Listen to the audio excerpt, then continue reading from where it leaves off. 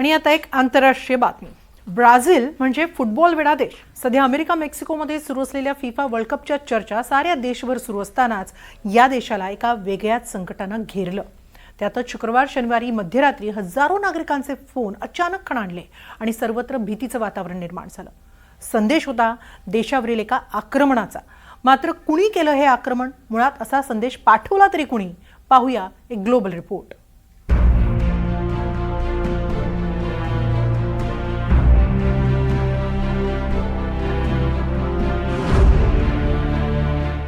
शुक्रवार आणि शनिवारची मध्यरात्र, रात्रीचे 1 वाजलेले।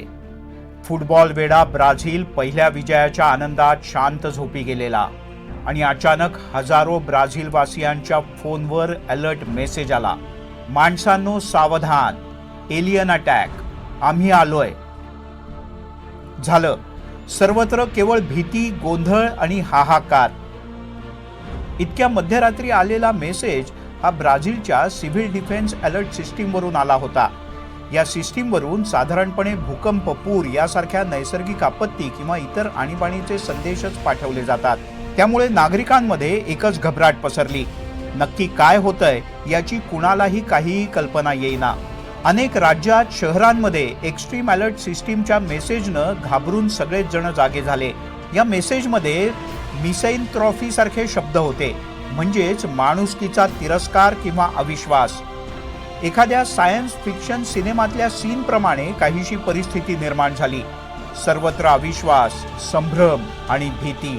काही वृत्तसंस्थांच्या माहितीनुसार बेलो हेरिझोटे या शहरातल्या नागरिकांना आणखीन भयावह मेसेज आला होता। स्वतःला वाचवा, आम्ही आलोय, एलियन्सचा हल्ला, असं त्यात लिहिण्यात आलं होतं। मात्र हे सगळे मेसेज फेक असल्याचं काही वेळातच लक्षात आलं। ब्राझीलच्या नॅशनल सिव्हिल डिफेन्सनं दिलेल्या माहितीनुसार त्यांच्या नॅशनल अलर्ट प्लॅटफॉर्मवर कुणीतरी खोडसाळपणा केला। शनिवारी ताबडतोब रात्री 1:30 वाजता सर्व सिस्टीम बंद करण्यात आली, कारण देशाच्या विविध भागात या प्लॅटफॉर्मवरून सातत्यानं मेसेज येत गेले। कोणत्या तरी थर्ड पार्टीनं सिस्टीम हॅक करून हा मेसेज पाठवल्याचा संशय व्यक्त करण्यात आला। आता केंद्रीय तपास यंत्रणांनी याबद्दल चौकशी सुरू केली आहे, तर तंत्रज्ञांनी या सिस्टीमच्या दुरुस्तीला वेगानं हात घातलाय। यानंतर ब्राझीलमध्ये मीम्सचा पूर सुद्धा आला। अनेक नागरिकांनी सोशल मीडियावरून त्यांना आलेल्या अनुभवाचं कथन केलं।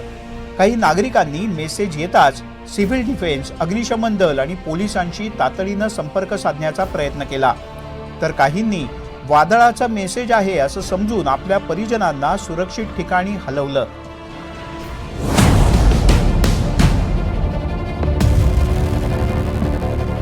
काहींनी तर फिफा वर्ल्ड कपशीच या मेसेजचा संबंध जोडून टाकला। 24 जूनला ब्राझीलचा सामना स्कॉटलंड बरोबर होतोय, त्याआधी गोंधळ निर्माण करण्याचा हा प्रकार असावा असा काहींना संशय आहे। तर काहींनी एलियन्स हा शब्द वाचताच हा खोडसाळपणा असल्याचा दावा केला। अर्थात देशाच्या सुरक्षा यंत्रणांनी हा प्रकार हॅकिंगचाच असू शकतो अशी शंका व्यक्त केली आहे। दरम्यान या मेसेज नंतर नागरिक घाबरले, कारण काही दिवसांपूर्वीच अमेरिकेतून UFO फाईल्स जारी करण्यास सुरुवात झाली आहे। अमेरिकेच्या एरिया 51 मध्ये एलियनशी संबंधित गोपनीय माहिती असल्याचा दावा अनेकदा केला जातो। माजी अध्यक्ष बराक ओबामा यांनी तिथे अशी कोणतीही बाब नसल्याचं स्पष्ट केलं होतं। यानंतर अमेरिकन अध्यक्ष ट्रम्प यांनी UFOशी संबंधित सर्व फाईल्स सार्वजनिक करण्याचे आदेश दिले।